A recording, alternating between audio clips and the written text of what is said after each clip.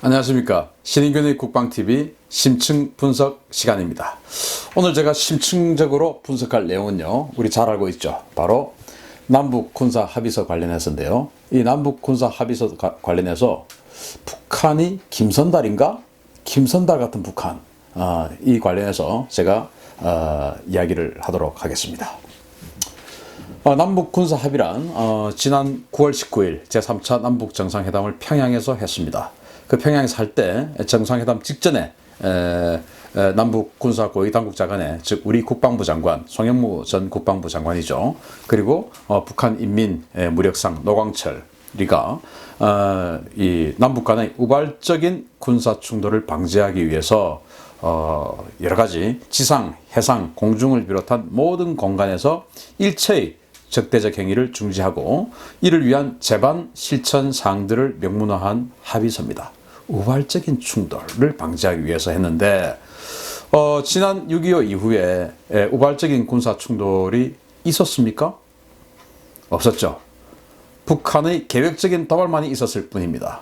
우발적인 군사 충돌은 우리 때문에 있었던 게 아니고 북한만 안 하면 됩니다. 그런데 어쨌든 남북 관계 개선을 위해서 이런 것들을 했다라고 하니까 인정해 줄 수가 있는데, 문제는 그 내용들이 굉장히 불평등하다라는 것이죠. 그 중에서 이제 GP를 일정 부분 철수하고 남북한 간에 그런 건 저는 크게 문제가 될 게 없다고 생각해요. 다만 같은 비율로 철수를 하는 것이 맞는데 우리만 비율적으로 더 많이 철수를 하는 것이 좀 불평등하다라는 것이지만, 어쨌든 감시가 첨단화된 감시 장비가 있는 상황에서 GP 철수가 아주 데미지가 큰 건 아니다. 그리고 공동경비구역 JSA 이런 부분에 있어서 무장하지 않는 것, 그건 어쩌면 당연한 것이라고 생각합니다. 그리고 궁해 도성 철원에 가면 육사단 앞에 그 DMZ 지역에 옛날 태봉이죠. 후고구려 궁예의 그 궁궐 터가 있는데 거기 발굴 그런데 발굴하기 위해서 지뢰 제거하고 이런 건 전 좋다고 생각합니다. 문제는 NLL이었죠. NLL이 왜 우리는 아주 길고 넓은 면적을 훈련을 중지를 하게 되는데 북한은 그렇게 좁냐라고 하는 부분이고, 그것보다 더 문제는 바로 비행금지구역 설정이었습니다. 그렇게 이제 군사 합의를 했더니 유엔사에서 말이죠, 이렇게 이야기를 합니다. 지금 이제 로버트 에이브람스라고 한미연합 사령관으로 또 유엔 사령관으로 새로 내정된 사람이 있는데, 청문회에서 이렇게 이야기를 했습니다. DMZ 문제는 유엔사 관할이다. 니들이 결정할 일이 아니다 이겁니다. 그렇게 이야기를 했고요. 그리고 폼페이오 미 국무부 장관이 우리 강경화 외무부 장관에게 도대체 무슨 생각을 하는 거냐라고 하고 전화를 했습니다. 그랬더니 강경화 장관이 나 지금 파악을 잘 못하겠다. 무슨 이야기인지 잘 모르고 있다. 그랬더니 폼페이오 장관이 그럼 파악하고 다시 이야기하자 라고 이야기를 한 겁니다. 참 정말 황당하고 또 참 여러 가지가 참 만감이 교차하는 상황인데요. 또 지금 같은 경우는 트럼프 대통령이 우리에게 그리고 또 미 대사 해리 해리스 미 대사는 남북 관계 너무 앞서가면 안 된다. 미국과 보조를 맞춰야 된다라고 이야기를 했죠. 하여튼 그런 상황입니다. 그러면 이 비행 금지구역 설정이 왜 논란이 되고 있느냐? 일단 비행 금지구역 한번 보겠습니다. 고정익, 즉 날개가 붙어서 날개가 움직이지 않는 것을 고정익이라고 하죠. 우리가 알고 있는 전투기, 폭격기, 정찰기, 여객기, 이 모든 것들을 사실은 고정익이라고 합니다. 그런 고정익, 날개 익자니까 고정된 날개. 고정익은요, 강원도 지역은 동부 지역이라고 하죠. 강원도 지역은 40km, 휴전선에서부터 40km, 경기도 지역은 휴전선에서부터 20km 내에는 들어갈 수가 없다. 회전익, 헬리콥터죠. 헬리콥터는 동서 공이 10km 안에는 들어갈 수 없다. 그리고 무인기, 이제 우리가 요즘 무인 정찰기 많이 가지고 있지 않습니까? 무인기는 강원도 지역은 15km, 그리고 경기도 지역은 10km 안으로는 들어갈 수 없다. 그리고 기구, 풍선입니다. 이거 아마 탈북단체 이런 데서 대북 전단 날리니까 그것 때문에 들어간 아닌 것 같은데요.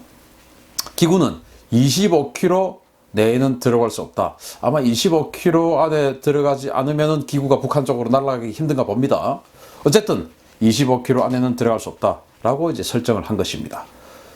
그런데 이게 왜 문제냐? 바로 우리가 지난 60년간 북한이 60여 년간 우리가 6.25를 왜 당했습니까? 북한이 전현 지역에 전 군대를 이끌고 휴전선 그때 38선이었죠. 38선 근처로 병력을 집결하는 것을 우리가 몰랐기 때문에 전면적인 기습 공격을 당했던 겁니다. 그래서 6.25 이후에 우리는 북한의 그 움직이는 것, 즉 전쟁 징후를 사전에 파악하기 위해서 많은 예산을 들여서 사활적인 어떤 사업으로 그 정찰 능력을 확대해 왔습니다. 이게 이제 제한이 되는 것입니다. 정찰기가 못 들어가니까. 그래서 이런 이제 논란이 일고 하니까 국방부에서 각계각층에다가 자료를 보냅니다. 그래서 그 비행 금지 구역 설정으로 인해서 지금 일부 군사 전문가들이, 아마 저도 거기 포함될 것 같습니다. 일부 군사 전문가들이 말하는 것들은 사실과 다르다라고 하는 아주 이제 변명으로 쭉 일관되어 있는 자료를 쭉 배포를 했어요. 그 배포된 자료는 이제 크게 5가지인데 나머지 5번째는 총정리고, 그러면 이제 분류로 따지면 사실은 4가지예요. 그 4가지가 첫째, 북한 장사정포 감시 공백 논란은 사실 무근이다 라고 하면서 뭐라고 이제 국방부에서 이야기를 하냐면은 휴전선 기준 10에서 40km 비행 금지 구역 설정으로 북한 장사정포 감시 어려워졌다는 주장은 사실 무근이다. 긴밀한 한미 공조하에 다양한 정찰 자산을 중첩해서 운영 중이다 라고 밝히면서 뭐 문제없다라고 이야기를 했고요. 그 다음에 이제 아파치 공격 헬기의 그 롱보우 레이더가 감시 정찰 기능이 무력화된다. 그러니까 이거는 헬리콥터 들어가야 된다. 이런 이제 또 의혹을 저도 제기를 했었어요. 그랬더니 아파치 공격 헬기는 국지 도발 및 전시에 북한의 핵심 표적 타격 임무를 수행하는 타격 자산으로 평시에는 감시 정찰 자산으로 활용하지 않는다. 그러니까 그 롱보우 레이더는 감시 정찰용이 아니고 사격 통제 레이더다. 그러니까 뭐 문제 없다. 이렇게 또 이야기를 했어요. 그리고 이제 세 번째, 평시에 이 정찰 제한으로 전투기가 북한의 장사정포 같은 정밀 타격 능력이 급감되는 거, 이거 사실 무근이다 라고 하면서 우리 한국군은 사정거리 20km는 물론 50km 이상의 다양한 장거리 유도 무기를 다수 보유하고 있어서 감시정찰 제한으로 인해서, 즉 20km, 40km 안에 못 들어가는 그런 감시정찰 제한으로 인해서 정밀 타격 능력이 급감된다라는 주장은 사실 무근이다. 이렇게 이제 이야기를 했습니다. 마지막으로 기상 관측기구, 포병들이 이제 그 풍향, 풍속, 뭐 온도, 습도 이런 것들을 재야 포병의 포탄은 곡사화기고 아주 또 상대적으로 천천히 날아가기 때문에 풍향이나 바람의 속도, 온도, 습도, 기온 뭐 여러 가지 상황에 따라서 이 오차가 아주 큽니다. 그래서 육군은 포병들은 한 개 연대마다 그 기상부대가 다 있어요. 그래서 포사격할 때는 반드시 기상을 측정을 해가지고 사격을 하게 됩니다. 그런데 기상 측정하려면은 그 기상을 측정하는 풍선 기구를 띄워야 됩니다. 그런데 탈북자 단체에서 보내는 그 전단 때문인지 어쨌든 25km 내에 기구를 띄울 수 없게 되어서 포병의 대화력전 능력이 급감된다 하는 거 사실 무근이다 라고 하면서 뭐라고 하냐, 2012년부터 공군 기상대의 기상 정보를 사용하고 있기 때문에 기구를 띄우지 않아도 대화력전 임무 수행에 전혀 지장이 없다, 이렇게 이제 밝히는 그런 내용의 문서들을 쭉 이제 홍보를 했습니다. 저도 받았어요. 그래서 제가 오늘자죠, 2018년 10월 18일 한국일보에 제가 3주에 한 번씩 칼럼을 적고 있는데, 그 한국일보에다가 그에 대한 내용을 반박하는 반박 칼럼을 적었습니다. 이 내용은 우리 시청자 여러분들께서 인터넷에 신인균 검색하시면은 이 칼럼이 나오니까 자세히 한번 읽어보시면 더 도움이 되실 것 같고요. 오늘 이 칼럼의 내용을 중심으로 또 이 심층 분석을 해드리니까 또 굳이 칼럼을 안 보시더라도 제가 무슨 이야기를 하고자 하는 것은 또 이 심층 분석을 잘 들어보시면 또 이해를 충분히 하실 것 같습니다. 그래서 먼저 팩트 체크를 좀 하도록 하겠습니다. 가장 먼저 이제 국방부에서 한 내용대로 북한의 장사정포를 우리가 감시하는 것이 가능하냐라는 것을 팩트 체크 한번 해보겠습니다. 우리 한미연합 군은 다양한 정보 자산을 운영하고 있습니다. 제일 아래에 이제 아주 저고도의 군단급 무인기, 앞으로는 이제 4단급까지도 무인기가 제공이 될 텐데요. 그 4단급 무인기 사업 지금 남북 평화무드 때문에 4단급 무인기 사업도 지금 중지된 것으로 요즘 국정감사에 나오고 있죠. 어쨌든 현재는 군단급 무인기, 송골매라고 하는 국산 무인기하고 서처라고 하는 이스라엘제 무인기 뭐 이런 것들을 운영을 하고 있습니다. 그거보다 조금 높은 고도로는 주한미군 501 정보여단이라는 곳이 있는데요. 여기에 RC-12X 이거는 이제 감청 정찰기입니다. 그리고 RC-7 이런 것들은 이제 영상 촬영, 사진 촬영 정찰기예요. 사 위성으로, 사 레이더로 촬영하는데 전천후, 그러니까 비가 오나 구름이 끼나 뭐 안개가 끼나 언제든지 촬영할 수 있는 그런 영상 정보 정찰기를 미군 501 여단에서 운영을 하고 있어요. 그보다 조금 높은 고도에 우리가 잘 알고 있는 백두 감청 정찰기죠. 백두, 그리고 금강 이제 사진 촬영 정찰기입니다. 금강 정찰기. 그리고 또 사진 촬영 정찰기 이제 우리 F-16 전투기에다가 카메라 포드를 장착을 해서 RF-16이라고 운영을 하고 있습니다. 세매라고 우리말로 세매라고 이렇게 이야기를 하는데 어쨌든 이 RF-16과 금강 이런 것들을 조금 더 중고도에 운영을 하면서 북한 지역을 촬영을 합니다. 자, 이 금강 정찰기는 왜 금강이냐? 금강산까지 정도를 볼 수 있다고 금강입니다. 금강산까지. 그러면 금강산이 휴전선에서 한 5, 60km 되지 않습니까? 그런데 우리 정찰기들이 40km 이내에 못 들어가면 휴전선까지 정도만 찍을 수밖에 없다는 겁니다. 휴전선 찍으면 되지 않느냐? 아니죠. 휴전선에는 포병들이 없어요. 우리도 휴전선에 포병이 없습니다. 그 휴전선에 있는 산 너머에 포병들이 있고 또 그 산 너머에 더 사정거리가 긴 더 핵심적인 포병이 있습니다. 그거를 찍어야 되는데 금강이 접근하지 못하면 찍을 수가 없습니다. 그리고 그 위에 성층권까지 올라가서 미국의 U2 정찰기가 작전을 하고 있죠. 이거는 이제 감청, 촬영 다 같이 합니다. 그리고 그 위에 우주에 미국의 정찰 위성들이 이제 지구를 계속 선회하면서 보고 있습니다. 근데 문제는 이 정찰 위성 같은 것들은 지구를 이렇게 우리 국방부에서 배포한 자료를 보면 위성도 있고 뭐 그러니까 괜찮다라고 하는데 북한의 움직임을 우리는 실시간 알아야 됩니다.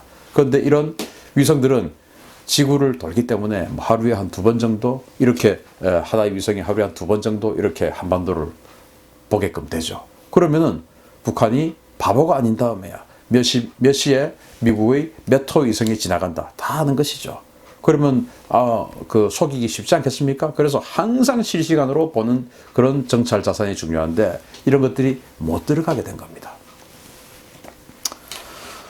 그러면 이제 또 우리가 실시간으로 못 볼 경우에 미국이 정찰 위성들로 준다라고 하니까 그러면 되지 않느냐라고 하는데 그게 안 됐던 경우가 또 있죠. 바로 1996년도에 강릉 상원급 잠수함이 이제 좌초를 하고 거기에 무장공비 침투 사건이 있지 않습니까? 김영삼 대통령 시절이었습니다.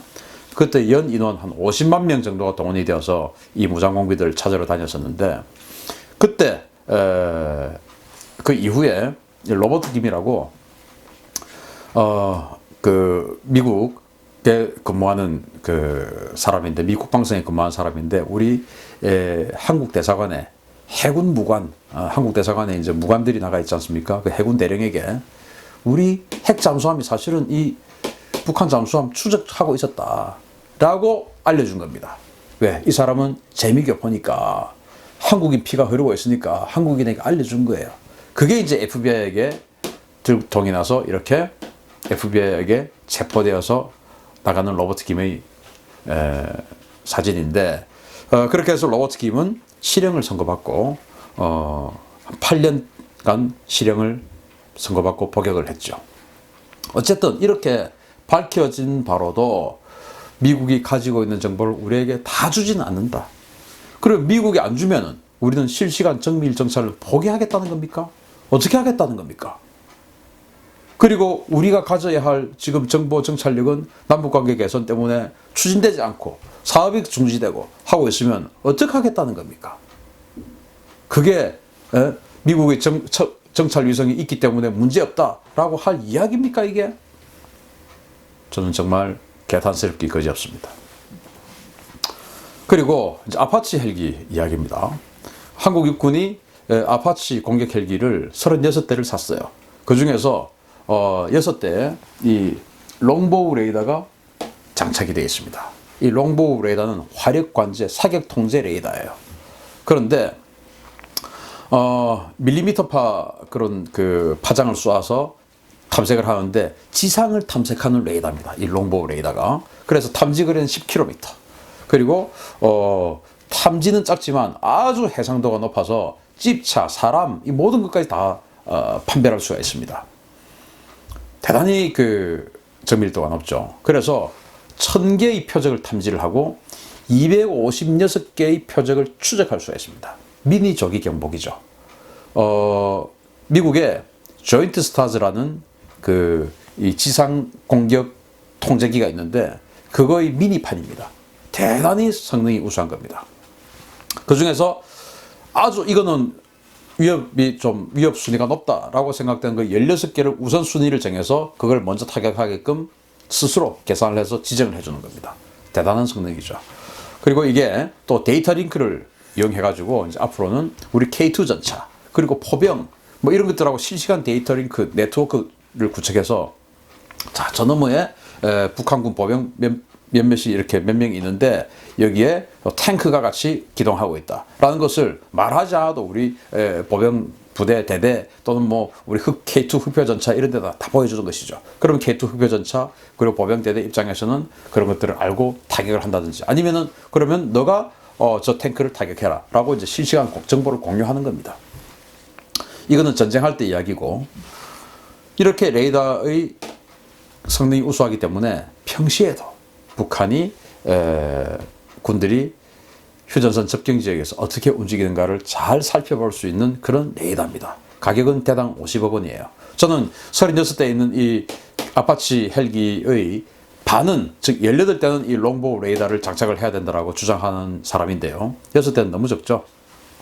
어쨌든 그래서 국방부 주장은 이거는 전쟁할 때 사용하는 사격 통제 레이더이기 때문에 평시에 정찰하지 않는다 라고 이야기를 합니다. 그러니까 문제없다라고 이야기합니다. 이거는요, 카니발 RV차를 샀으니까 RV 뭡니까? 레저 비클 아닙니까? 그러니까 레저 활동을 할 때만 쓰고 출퇴근할 때는 안 쓴다는 거예요. 여러분들 카니발 또 요즘 뭐 SUV 스포츠 유틸리티 비클 많이 샀죠. 저도 스포츠 유틸리티 비클 SUV 타고 다니는 사람인데 스포츠 활동만 할 때만 타라는 거 아닙니까? 그게 출퇴근할 때 타면 안 됩니까? 사격할 때만 사용하는 레이더니까 사격할 때만 쓴다는 거 아니겠어요? 국방부 말은. 카니발 샀으니까 어디 캠핑 갈 때만 쓰고 SUV 샀으니까 산타페 샀으니까 어디 뭐 낚시 갈 때만 쓰겠다 이거 아니겠습니까? 회사는 안 간다는 거 아니겠습니까? 이게 말이 되는 것입니까? 정말 공색해도 이렇게 공색한 변명은 없습니다. 그 다음 팩트체크 3입니다. 장사정포를 한 50km 이상의 다양한 유도 무기가 있으니까 문제없다 라고 이야기를 합니다. 50km 이상의 다양한 유도 무기 중에서 대표적인 무기가 바로 이 화면에 보이는 타우러스입니다. 이 타우러스 한 대 가격이 한 발 가격이 20억 원이 넘습니다. 그런데 지금 우리 공군은 여기 있는 제담이라고 하는 정밀 유도폭탄입니다. 이 유도폭탄을 다량 구매해 있습니다. 왜? 북한의 갱도진지를 타격하기 위해서. 이 갱도진지를 타격하려면 동굴이기 때문에 그 동굴을 무너뜨릴 수 있는 강력한 파괴력이 있어야 됩니다. 그래서 한국군이 지금 가지고 있는 모든 폭탄과 포탄 중에서 가장 강력한 것이 이 GBU-31 2000바운드짜리 폭탄입니다. 이걸 다량 가지고 있는데 가격도 싸요. 7,400만 원. 상대적으로 싸다는 겁니다. 이걸 가지고 한 방에 동굴을 무너뜨려야 서울을 향해서 계속 공격하고 있는 적의 장사정포, 동굴, 경도진지를 무너뜨릴 수가 있는데 타우러스로 하겠다는 겁니다. 그러면은 타우러스로. 그러면은 타우러스는 왜 샀습니까? 사정거리 500km짜리 유도미사일을 왜 샀습니까? 300km, 400km 이상의 그 너머에 있는 북한의 영변 핵시설, 삼지연에 있는 김정은의 별장,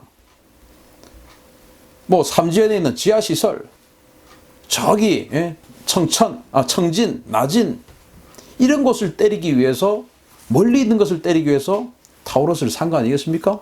그러면은 경도진지 때리는데 타우러스 써버리면은 삼지연은 뭐로 가서 때립니까? 영변은 뭘로 때립니까? 신의주는 뭐로 때립니까? 해산, 강계, 여기 군사 시설들은 뭐로 때립니까? 왜 샀습니까, 그것을? 그래서 50km 이상의 다양한 정밀 유도무기 있는 거 맞습니다. 맞지만 그거 장사정포 때리려고 산 거 아닙니다.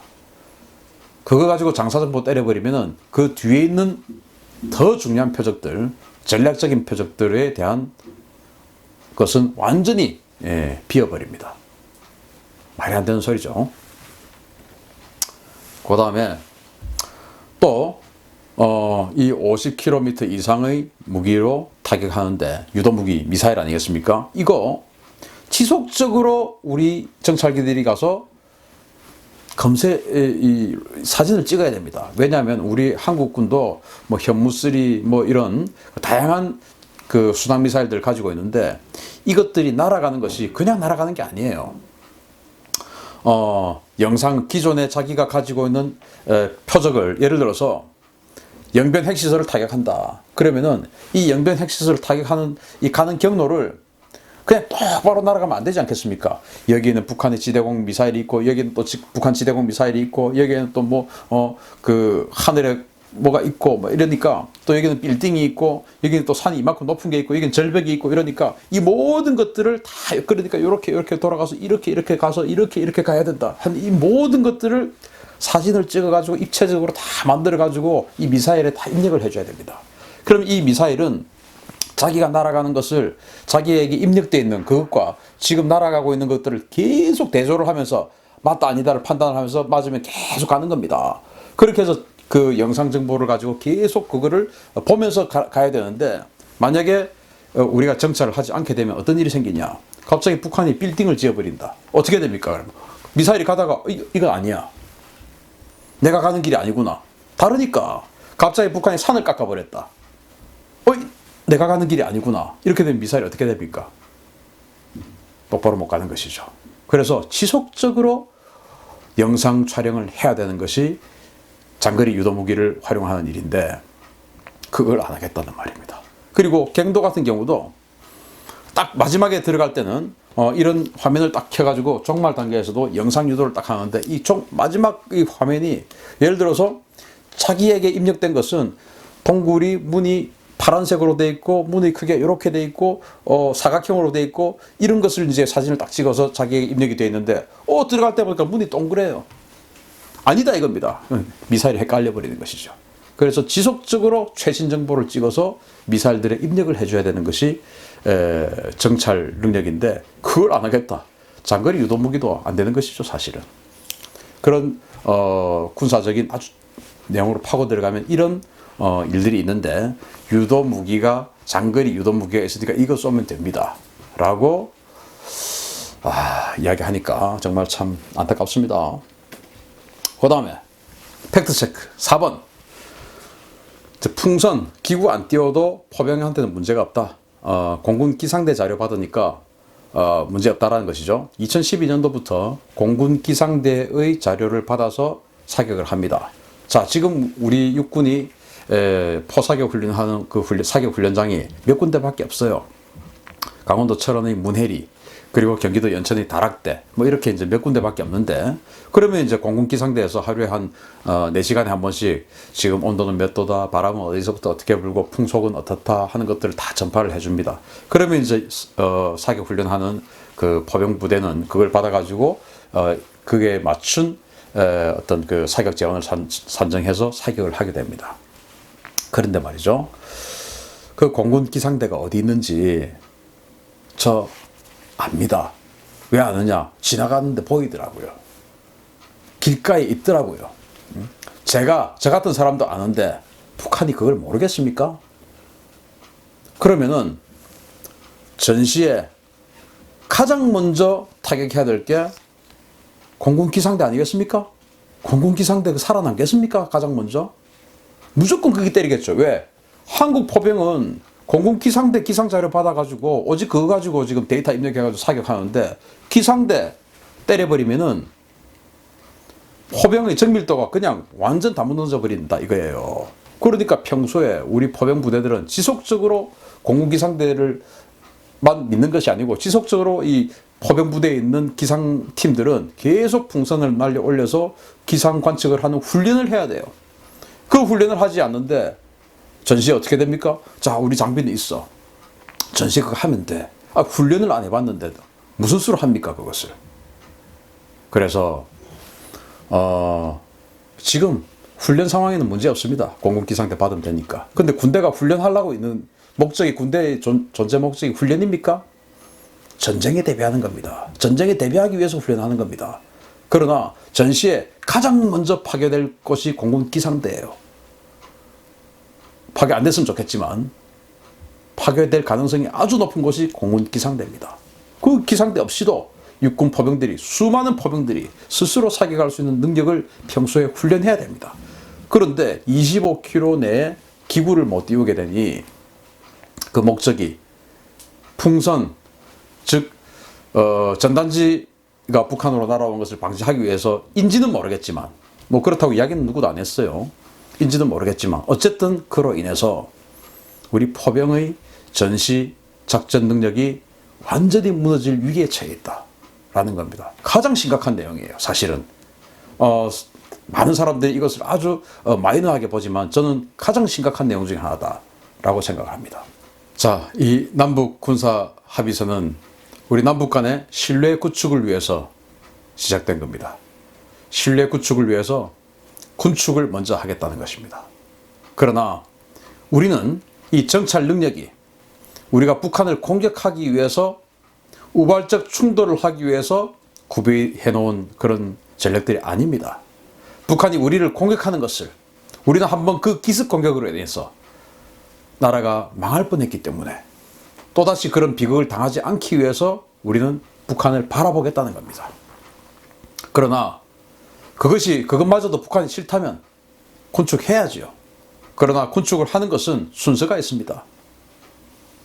서로 간의 신뢰가 형성되었을 때 군축을 하는 것입니다. 북한은 절대 무기인 핵을 가지고 있습니다. 아직 핵을 포기할 움직임을 보이고 있지는 않습니다. 그런데 우리는 북한보다 상대적으로 비대칭 전력인 이 정찰 능력을, 그것도 공격 능력이 아니고 정찰 능력을 없애겠다. 그것은 마치 깡패가 내 앞에서 나를 죽이겠다고 칼 들고 으르렁거리고 있는데 내가 먼저 눈을 감고 열중 쉬어 하는 것과 뭐가 다릅니까? 그 깡패에게 칼을 내리게 만들어야 됩니다. 그 이후에 눈을 감아도 되고 열중 쉬어를 해도 됩니다. 지금 말이죠. 우리는 2010년 천안함 폭침을 당했습니다. 거기에 46명의 우리 한국 해군 수병 그리고 수병들이 타고 있었습니다. 수장을 당했습니다. 그들을 구조하러 들어갔던 해군 UDT 한주호 준이까지도 순직을 했습니다. 46명 플러스 1명, 47명이 북한의 기습 공격으로 인해서 서해 바다에 잠들어 버렸고 북한은 그에 대해서 어떠한 사과도 하지 않고 있습니다. 이 사진을 보십시오. 1970년 12월 사진인데요. 당시 서독의 총리 빌리 브란트, 동방정책으로 유명한 빌리 브란트죠. 이 빌리 브란트 총리가 폴란드에 갔습니다. 냉전으로 정말 공산주의, 민주주의 이 이데올로기 때문에 전 세계가 전쟁의 일촉즉발의 그런 상황에 있을 때 공산주의 국가인 폴란드에 가서 비 오는 날 무릎을 꿇고 위령탑에서 사과를 하고 있습니다. 게코 지역의 유태인 거주 지역이었는데요. 2차 대전 때 나치로 인해서 한 40만 명 정도가 억울하게 죽음을 당했습니다. 여기 가서 이렇게 사과를 하고 있습니다. 이로 인해서 폴란드는 빌리 브란트 총리에게 마음을 열기 시작했겠죠. 그래서 빌리 브란트는 1971년 그 이듬해죠. 노벨 평화상을 수상했습니다. 이런 노력 끝에 뭐 이것만 노력했겠습니까? 많은 신뢰를 구축할 수 있는 노력을 주변국에, 프랑스에, 덴마크에, 폴란드에, 그리고 분단된 또 다른 국가인 동독에게 했겠죠. 그런 노력 끝에 20년 후에 독일은 통일하게 됩니다. 만약에 이러한 선행적인 신뢰 구축 조치가 없었다면, 이런 사과가 없었다면 독일에게 가장 많은 피해를 당했던 폴란드가 독일 통일을 지지했겠습니까? 안 했겠죠.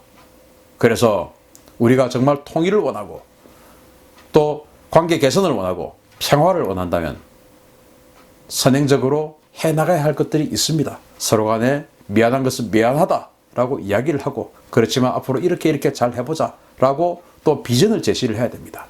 그러나 우리는 그런 것들이 선행되지 않은 상황에서, 북한의 신뢰할 수 있는 군사적 조치가 없는 상황에서 우리가 우리의 눈을 가리려고 하고 있습니다. 저는 정말 불안하기 이를 데 없습니다. 모쪼록 남북관계 개선이 잘 되어서 이 정보 정찰 능력 없이도 편안하게 살 수 있는 시기가 왔으면 좋겠습니다. 그런데 국방부의 임무가 뭡니까? 우리 국민이 편안하게 잘 살 수 있도록 튼튼한 안보를 구축해 주는 것이 국방부의 임무입니다. 그런데 국방부의 이런 군사 합의서 때문에 우리 국민들이 불안해서 일을 못 하겠습니다. 국민이 오히려 국방부를 걱정하고 있습니다. 이게 올바른 상황입니까? 부디 국방부는 전신 똑바로 차리고 우리 국민을 안심하고, 국민이 안심하고 생업에 종사할 수 있도록 올바른 국방정책을 펼쳐주십시오. 오늘 심층 분석 여기서 마치겠습니다. 감사합니다.